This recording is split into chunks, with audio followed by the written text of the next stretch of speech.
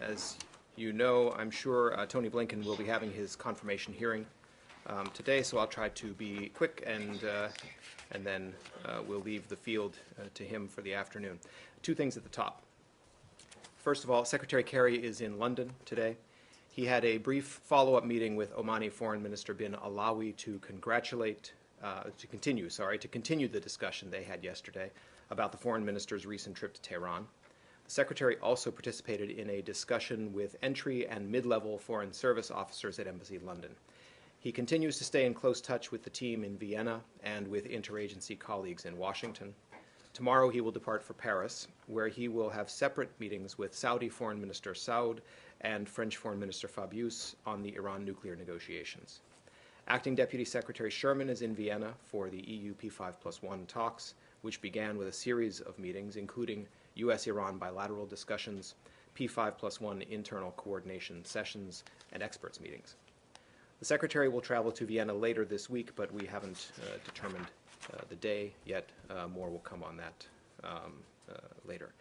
And the second item at the top, yesterday I began the briefing with a pitch for my fellow Foreign Service officers who have been waiting for Senate confirmation.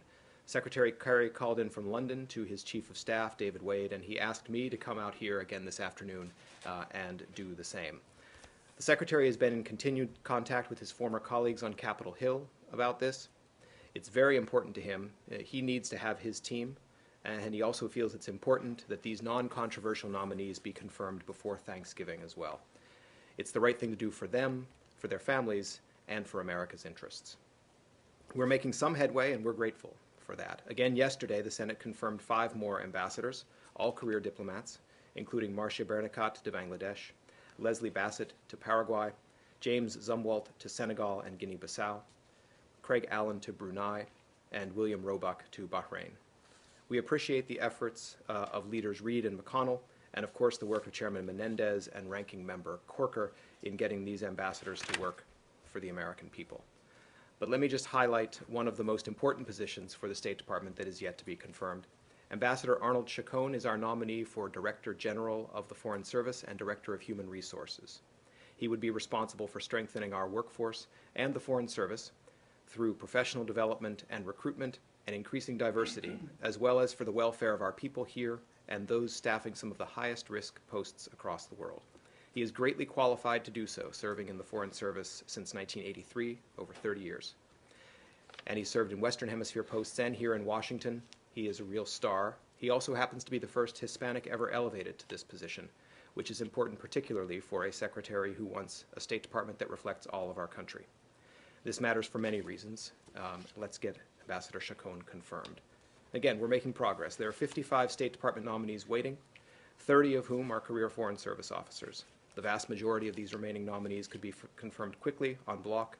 We will look forward to continuing to working with the Senate to get this done. The Secretary has always said there are great public servants up there in the Senate, and he knows that none of them want to see this gridlock continue at the expense of career Foreign Service professionals. With that, Laura, over to you. Thanks. I have one very quick question up top, and then on a different topic I will switch, but unfortunately I need to leave shortly. So I wanted to see, first off, if you had any update on the detention of American citizen Taqi al-Maidan in Bahrain? Yes, I do. Last September, U.S. citizen Taqi al-Maidan was sentenced to 10 years in prison following his conviction for unlawful assembly, intent to kill police, destruction of police vehicles, and possession of Molotov cocktails. The U.S. Embassy in Manama has been providing all appropriate consular services to Mr. al-Maidan since it became aware of his detention on October 7th, 2012. We are in regular contact with him and his family. We continue to consult with officials of the government of Bahrain regarding Mr. al-Maidan's safety and welfare, his treatment in prison, including his medical and nutritional needs, and the Bahraini court system's judicial proceedings. Since Mr. al-Maidan's arrest, we have continued to follow his case very closely. We are aware of a recent report to which you made reference, Lara, published by the UN Human Rights Council Working Group on Arbitrary Detention. We share many of its concerns related to Mr. al-Maidan's detention, and we take its work very seriously. And so is that something that you've raised specifically with the government of Bahrain in terms of whether or not he should continue to be detained? Well, as I said, we continue to consult with officials of the government of Bahrain regarding Mr. Al-Maidan's case, including all those aspects that I mentioned. And then if I may, on the P5+1, unless anybody else has something on Bahrain. Anything else on Bahrain? No. Go ahead. Okay, great. So just quickly, there seems to be increasing talk of an extension in these negotiations. That's something that the State Department has said, that there would only be a small possibility in very limited cases. Is it fair to assume that the State Department or the Obama administration would be more flexible now with an extension of the negotiations than it has been previously? No, I don't have anything new to say about that. We remain focused on November 24th and don't have anything further to say about that. Some of our allies, including the British foreign minister with whom the secretary met earlier this week, however, are saying things in public. He was just quoted, I think, in Riga as saying that he is not optimistic about getting a complete or a comprehensive agreement by the deadline, and therefore evoking the possibility of an extension of the prior JPOA or some version of it. Are you dismayed that your closest ally is publicly airing his doubts about getting this done in the next 5 days?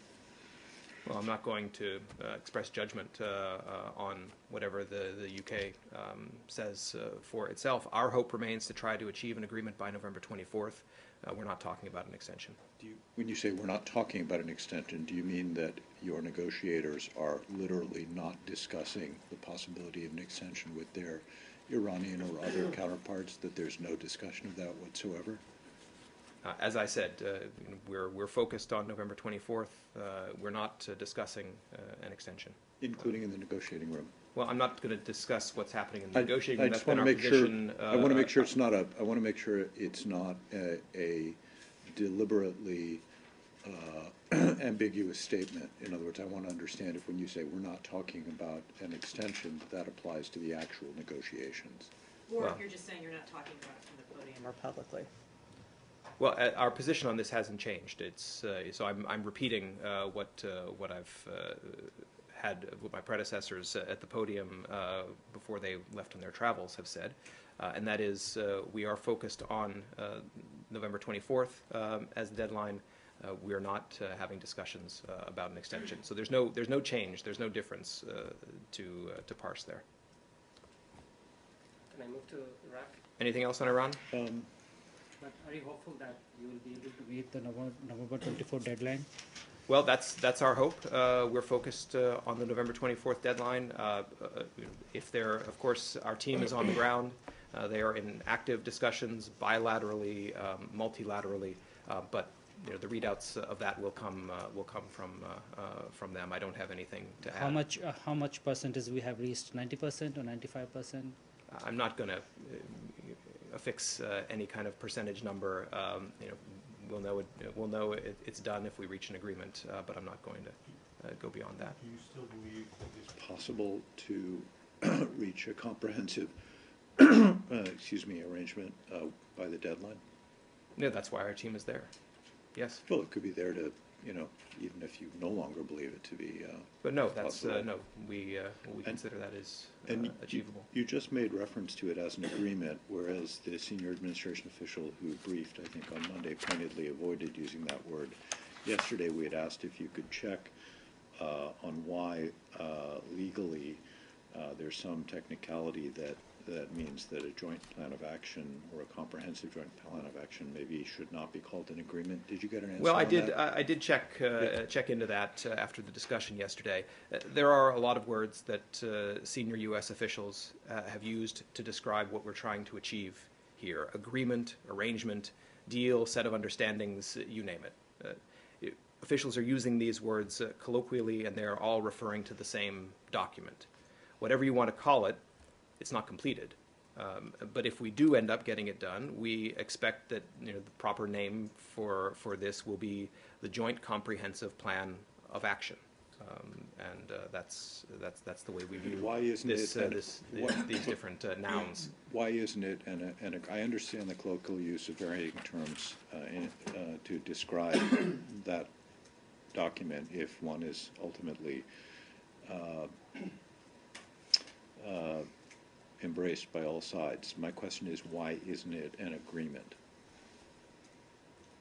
Well, it is because what we have right now is the joint plan of action, and the end goal of that was a comprehensive, joint comprehensive plan of action. So that's. But that's not my question. I mean, right. My question is the same as from yesterday, and I'm not trying to belabor this, but I would like an answer to it because I think it's reasonable for us to understand the legal terminology here. Why isn't it legally an agreement? Is it that it's not binding, for example? Is it that you haven't actually signed anything at the end of it? I mean, I feel like there's a legal nicety here which L ought to be able to explain to you to explain to us. Mm-hmm. Well, I'm happy to check, but I'm not going to be able to guarantee you I'm going to have more to say on that topic. Happy to research that further. Why wouldn't you want people to understand the difference between a joint plan of action and an agreement? I mean, it seems like a very reasonable thing to want your citizens and the people who need to, who in Congress, who are ultimately going to have to agree to any termination of sanctions, to understand the difference. So, I mean, I don't see why that would be something you would be reluctant to air publicly. Well, as I say, the document itself is not completed, and that's why our team is in Vienna working on it. I'm happy to see if there's something more to say. Yeah, on the same topic? Yeah, on the Vienna talks. Yes. Did Deputy Sherman meet with the Iranian foreign minister in the bilateral or with his deputy? I don't have information about who was a participant on the Iranian side. There was a bilateral discussion with Iran today. We can check and see if there's more information, but I don't have the names of the lineup. Okay, thanks. Yes? Same topic? Iraq. Okay, anything else on Iran? Okay, please go ahead. First of all, there was a deadly explosion today in Erbil, the capital of the Kurdistan region, killing 5 people, and it was probably the first most serious attack this year. Injuring more than 2 dozens of people. Do you have anything on that? Well, we just released a statement, I believe, or we will be releasing it shortly.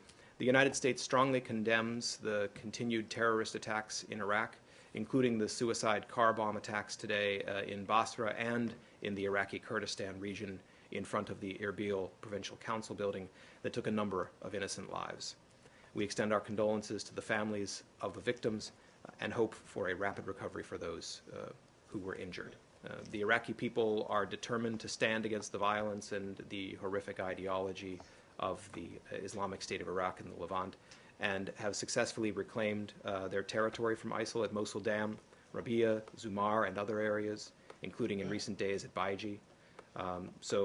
As Iraqi security forces continue to gain strength and ISIL loses territory, it may resort to cowardly attacks of killing civilians and other desperate measures to try to maintain its reign of fear and prove its relevance. I mean, that happens at a time when a delegation of Kurdish officials, a high-ranking delegation is here in Washington. They include Kurdistan President's Chief of Staff, Fuad Hussein, and they have met with the State Department officials. So yesterday I talked to Fuad Hussein. He said they're here because they want heavy weapons from the United States. He said they want Apache helicopters, they want all sorts of weapons that the United States is reluctant to provide to them. That's why they have been very slow in recapturing the towns they lost to ISIS. Why is the United States so reluctant to arm the Kurds? Well, we are committed to helping the Iraqi security forces, including the Kurdish security forces, achieve victory over ISIL. And I think our recent actions clearly demonstrate that commitment. We are continuing to evaluate the needs of all of Iraq's security forces to ensure they have the necessary weapons to defeat ISIL. We also have enormous respect for the courage that the Kurds have shown and the fight that they already have taken to ISIL. Now, as you know, because we've talked about it quite a bit in this room, in coordination with the government of Iraq, the United States and our coalition partners have been very supportive of the Iraqi Kurdish forces. The U.S. and other coalition members are also training and advising Kurdish forces. as part of the broader plan to advise Iraqi military forces. I would also note that Kurdish forces already have significant numbers of heavy weapons, including over 100 tanks and hundreds of other armored vehicles and artillery systems that they are currently using in the fight against ISIL. But none of those weapons have come from the U.S. Fuad Hussein yesterday was saying that the United States doesn't give us the weapons we need that are essential to basically implement President Obama's degrade and defeat strategy against ISIS. And he said, we're not sure why they're so reluctant to arm us. Are they waiting for the Iraqi government forces to go and protect Kurdistan? Something which is really not quite reasonable at the moment. And he was also saying, while they are, afraid about arming some rebels in Syria because they might afraid those weapons might fall in the wrong hands, where we wonder whether they have the same fear about us. Well, the President has pledged to expand our efforts to support the Iraqi forces, including the Iraqi Kurdish forces. We are continuing to coordinate with the international community to provide the Iraqi government and the Kurdish forces what is needed.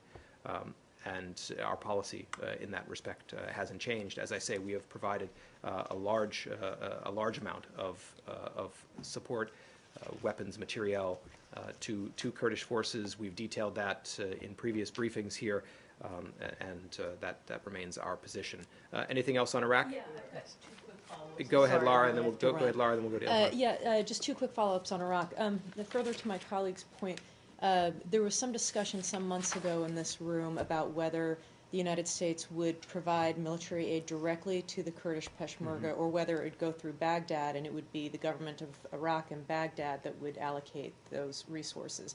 Do you know what stream is currently underway now, if it's a direct aid to Erbil or if it is routed through Baghdad? Because that has a lot of weight on when those weapons are delivered and how often. Well, our policy remains that all arms transfers have to be coordinated through the sovereign central government of Iraq. As far as the exact pathway, I'd refer you to colleagues at the Defense Department, but the central point for us, that is the sovereign central government of Iraq, these have to be coordinated through them. So, and the point being that it could be that the central government is holding up some of the delivery of this aid to the regional authorities. Not that I'm aware of, but again, that's if you're asking about the logistical route followed. No. It's the political route, basically, that's important here. Okay, so my other question is, you mentioned the Basra attack up top.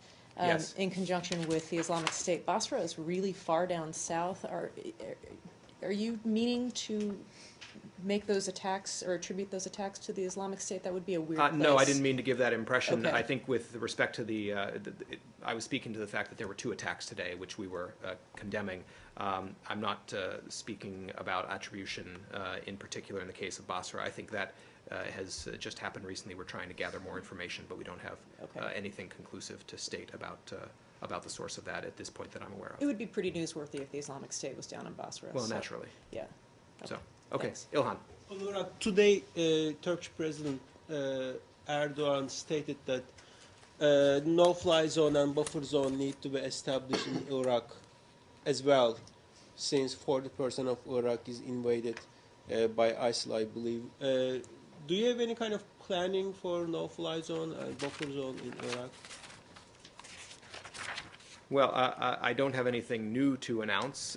We are in constant discussion with our Turkish allies. Let me highlight, first of all, that the Special Presidential Envoy to counter ISIL, General John Allen, had productive and positive discussions with senior Turkish officials today in Ankara about our shared efforts to degrade and defeat ISIL. General Allen also expressed our appreciation for Turkey's contribution to the efforts thus far, including generous humanitarian support for over 1.3 million Syrian refugees, maintaining corridors for humanitarian support to the Syrian opposition, agreeing to host the Train and Equip program for the moderate Syrian opposition, as well as taking measures to restrict the flow of foreign fighters and oil smuggling. So we look forward to further conversations with Turkey about what more we and our partners can do to degrade and defeat ISIL. I would also highlight that Vice President Biden will be in Turkey on Friday and Saturday. The White House put out an announcement about that, I believe, yesterday, and so he will be meeting with President Erdogan as well as the Prime Minister. So we anticipate that those meetings, of course, will also focus on our cooperation. With regard to the question you asked about no-fly zone, this is, excuse me? In Iraq, no-fly zone in Iraq. In Iraq, not Syria. Okay. Iraq. Well, that's something I don't have. I'm not aware of that statement. Okay. So I don't have anything new to say on that. Our views on no-fly zone in Syria have been clear, I think, over the past months. Not part of our current plans, but it's something we realize that others, including Turkey, have felt strongly about, and so we've continued conversations about that. So yes? If we are talking about Syria, yesterday there was a conference call by the White House, and one of the officials stated that Turkey is already an active member of the anti-ISIL coalition.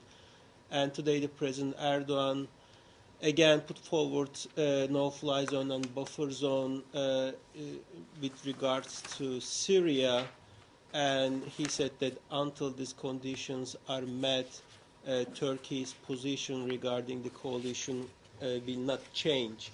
So I'm just trying to, many people are just trying to understand that whether Turkey is part of the coalition or as Ankara leadership seems to be saying that Turkey will be part of the coalition if these conditions are met. Is there any way you can shed some lights onto this?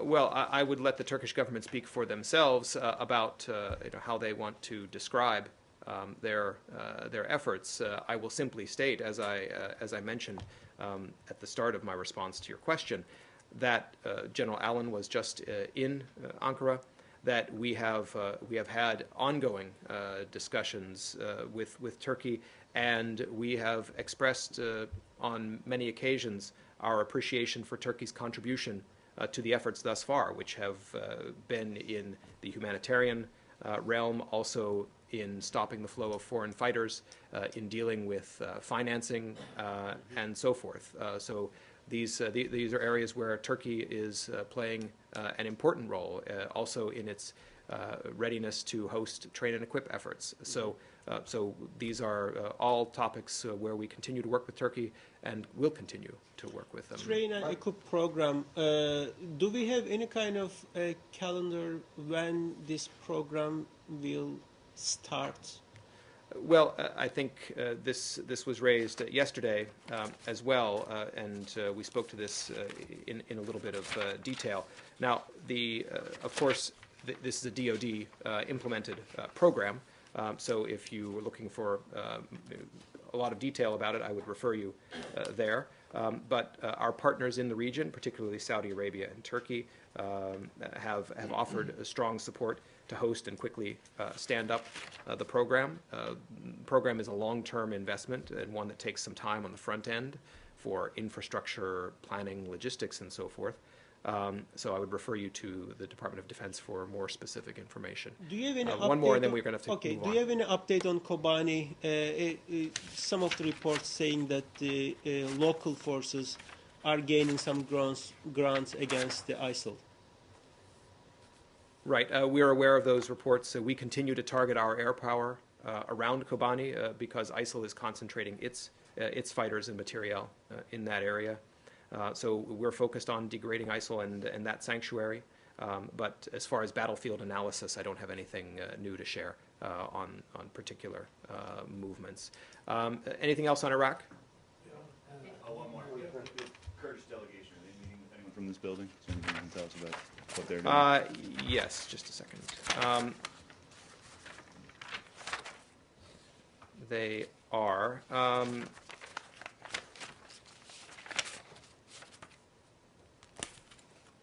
The Kurdish delegation is in town, of course, from the Kurdish regional government. And on Monday, the delegation had meetings here at the State Department with our Assistant Secretary for Population, Refugees, and Migration, Ann Richard, and also the acting Assistant Secretary of our Near Eastern Affairs Bureau, Jerry Firestein. And today they are expected to meet with the Assistant Secretary for Political Military Affairs, Puneet Talwar. Samir. I was going to ask about the visit of the Vice President to Turkey. Does it have anything to do with the negotiations with Iran, the expected deal? The timing? Well, I would refer you to the White House for the particular details of his program and goals and outcomes on the that. timing of the visit, because the briefing in the White House yesterday, they didn't mention Iran as an issue that's on the agenda. Right. Well, again, you'd have to ask the White House about that. They put out a lengthy release yesterday, but I don't have anything to add on that. Yes? Palestinian issues? Sure. I presume you saw the announcement by municipal authority that it had approved the construction of an additional 78 housing units in settlements that the Israeli government regards as having been annexed to Jerusalem, part of Greater Jerusalem. Does the U.S. government have any view on this settlement announcement or this housing construction announcement, and do you think that it is in consonance with your call yesterday for all sides to do what they could to reduce rather than raise tensions? Well, let me start with one sentence of context, which will be clear to, I think, most, but at any rate, the President and the Secretary strongly condemned yesterday's attack on worshippers at the synagogue in Jerusalem. We talked about that in some detail yesterday, which killed 5 innocent people and injured several more. With regard to the plan for construction activity in East Jerusalem, we would reiterate our clear and consistent opposition to construction activity in East Jerusalem. During this sensitive time in Jerusalem, we would see such activity as inconsistent with the goal of lowering tensions and seeking a path toward peace.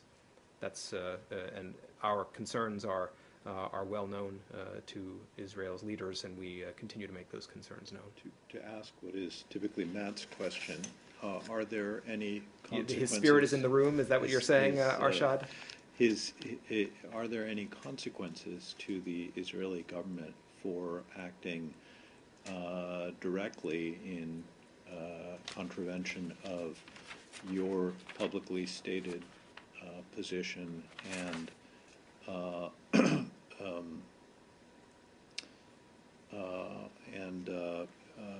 in a manner that you regard as inconsistent with your goal of reducing tensions?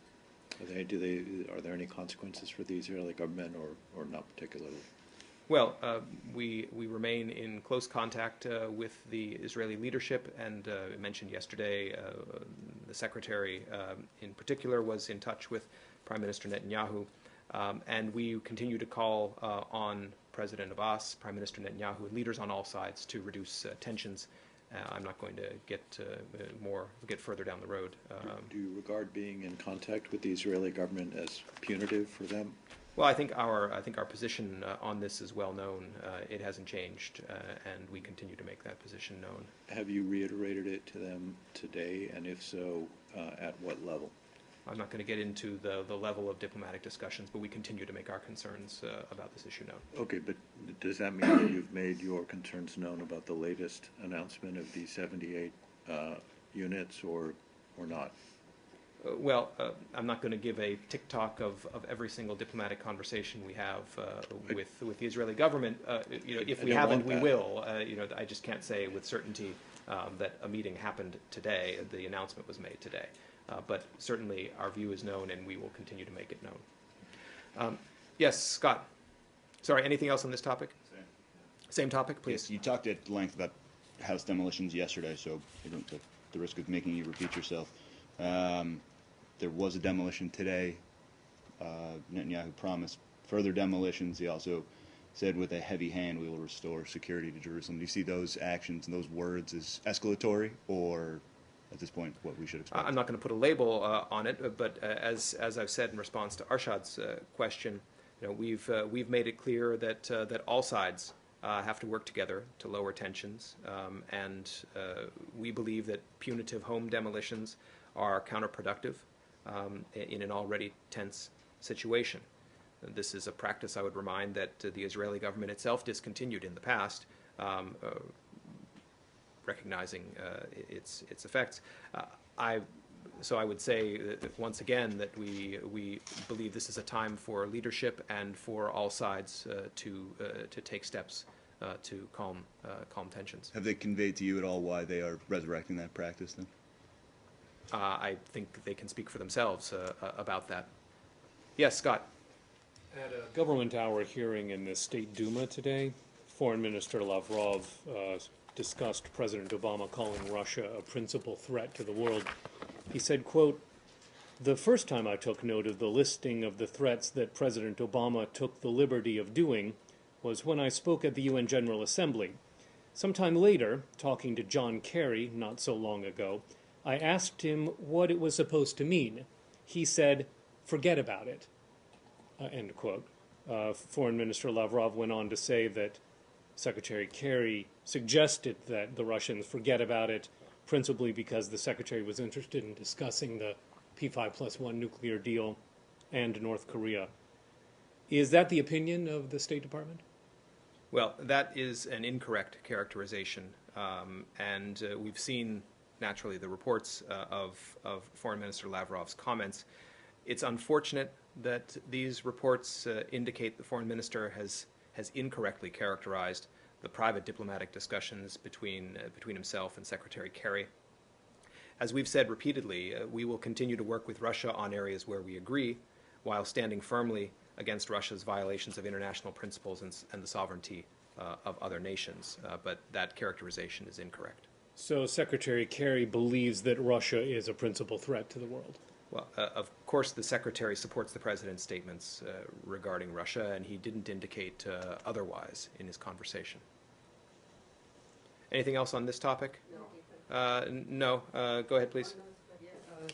On the human rights issue of North Korea, yesterday you said that United States have co-sponsored by North Korean human rights UN resolutions. Yes. What is the United States' final destination of North Korean human rights issues?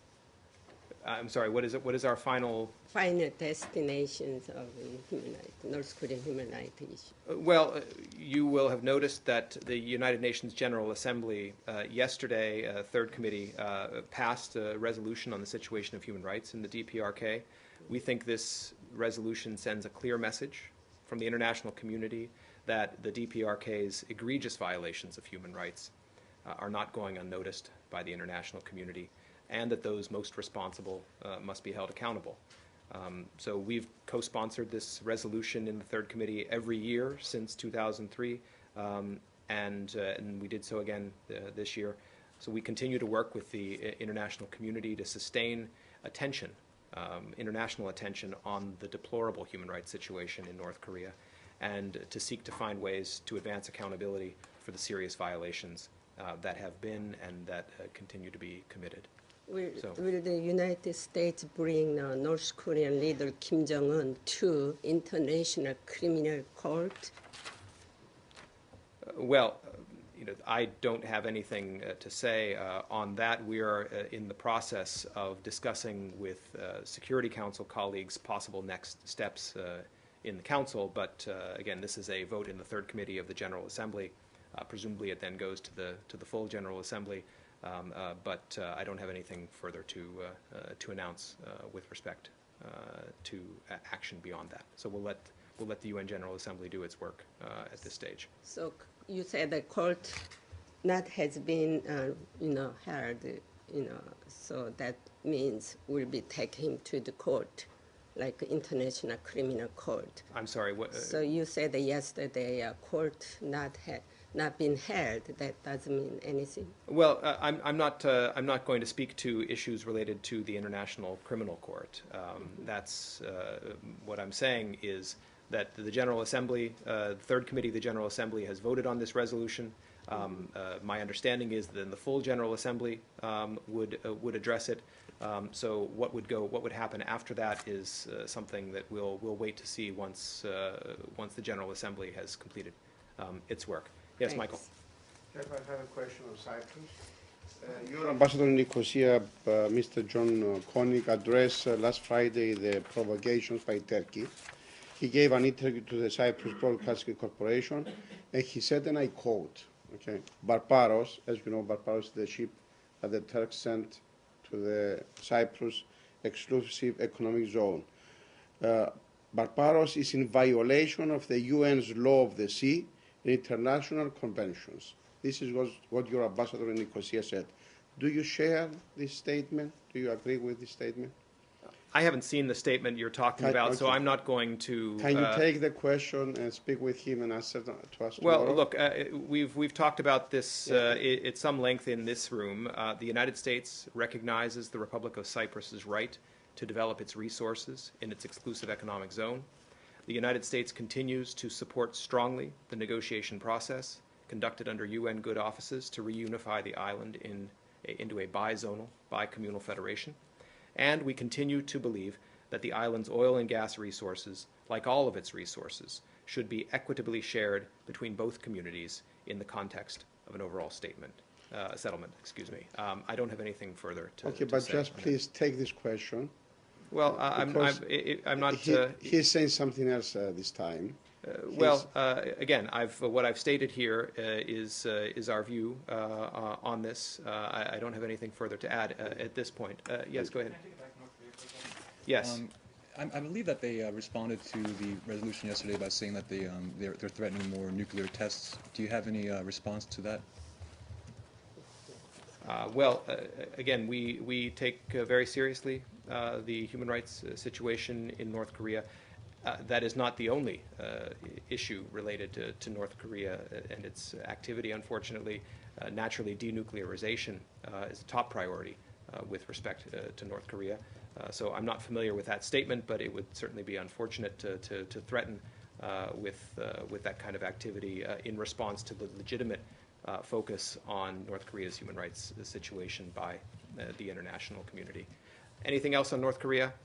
So when you one more. When you resumed the six-party talk, your linkage with North Korean human rights issues is the same, category or different, separate talk? Well, our view on the six-party talks remains the same. North Korea knows what it has to do in order for the talks to be reinitiated. We're not interested in talks for talks' sake only. North Korea has to take steps, and those are clear.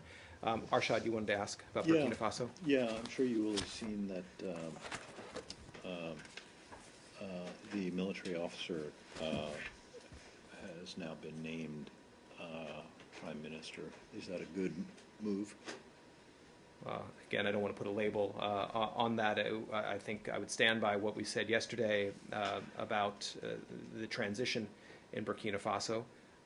We congratulate the people of Burkina Faso and their leaders on signing the transition charter. We also congratulated Michel Kafando on his selection as interim president. We urge the men and women of Burkina Faso's armed forces to return to their primary mission, which is safeguarding the territorial integrity of Burkina Faso and the security of its citizens. And the central mission of the transitional government, we firmly hope, will be to ensure the effective preparation for national elections in November 2015. So it doesn't give you any pause that the Army colonel who had declared himself head of state following the departure of Compaoré is going to be the prime minister. Does that not strike you as perhaps not leading in the direction of democracy, nor necessarily leading in the direction of the armed forces returning to their primary goal of protecting the territorial integrity of the country? Well, this is something we keep a close eye on. Of course, we're watching this carefully, and there's been not only attention from the United States, but the international community on the transition there. So this is something we continue to keep under scrutiny. I simply don't have a further statement on it today. But naturally, this is something we are focused on and will remain focused on. Scott? The U.S. ambassador to Yerevan discussed the downing of the Armenian helicopter by Azeri forces in a meeting with the Armenian defense minister. The Armenian defense ministry, in a readout of that meeting, said they spoke of the need to recover the bodies of the helicopter crew. Do you have a readout of that meeting? I don't have a readout of that meeting. Okay.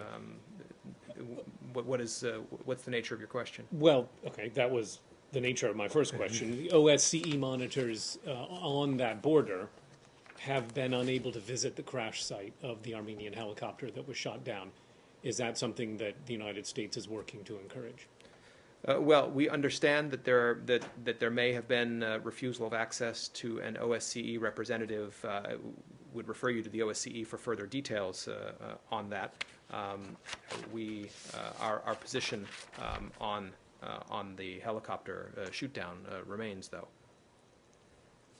We think that it's a reminder of the need for all sides to redouble efforts on a peaceful resolution to the Nagorno-Karabakh conflict.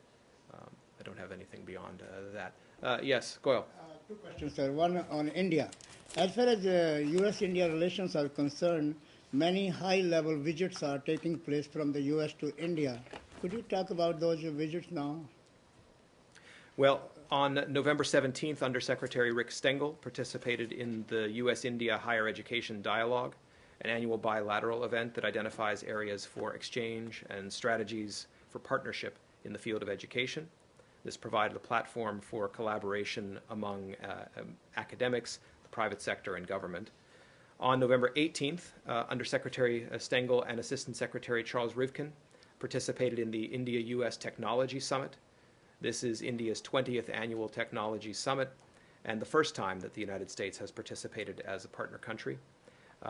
The summit convened representatives of several hundred Indian and U.S. companies, as well as senior leaders from industry, government, and academia to build partnerships and encourage bilateral trade and investment.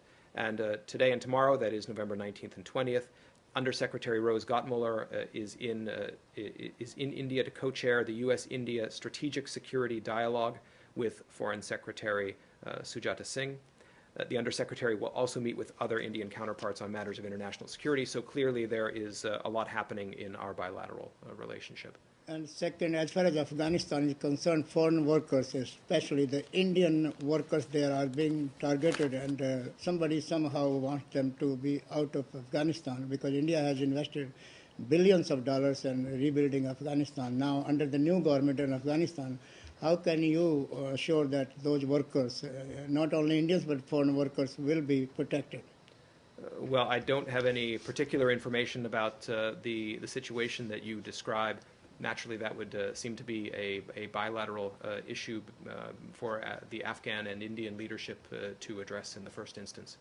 The reason I was asking, I'm sorry, today there was bombings in Afghanistan and several foreign workers were injured or killed and targeted. That's why. Well, of course, we continue to support Afghan security forces in their mandate to provide security for the Afghan population. And they've been fighting their own battles against the insurgency. They've been holding gains previously made by ISAF. So we continue to work with and support the Afghan security forces. Can you state the reason? Yes, go ahead, and we'll come back to you. Follow-up of the question we asked on Monday on Tapit of Turkmenistan, Afghanistan, Pakistan, India gas pipeline. Do you have anything on that? I don't have anything new to say. I'm happy to get back to you afterwards. Yes, go ahead. Yesterday there were reports that Islamic State is now in complete control of the town of Derna in Libya. So this is only a little over 300 kilometers from Italy.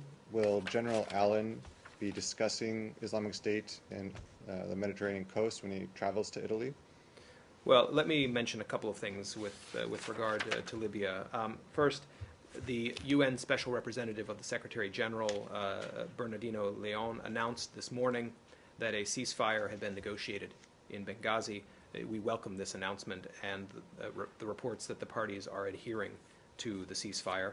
We call on all Libyans to support the ceasefire, to allow the Red Crescent to evacuate civilians from affected areas, and to allow affected civilians the opportunity to address their immediate humanitarian needs. Libya's problems are political in nature and require a political solution, so we fully support the efforts of the UN Special Representative and urge all parties to cooperate with him. Now, with regard to Derna, we are closely monitoring the situation and are concerned by the destabilizing threat that militias and terrorist groups pose to the Libyan people and government. We have seen reports that some violent extremist factions have pledged allegiance to ISIL and sought to associate themselves with it. We continue to watch for signs that these statements amount to something more than purely rhetorical support. All right. Anything else? Thank you.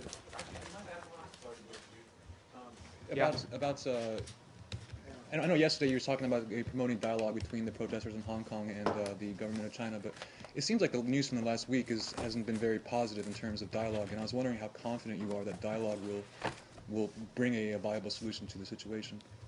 Well, we're aware of reports that a small group of protesters attempted to break into the Hong Kong Legislative Council. We note that legislators of all political stripes and protest leaders condemned these actions.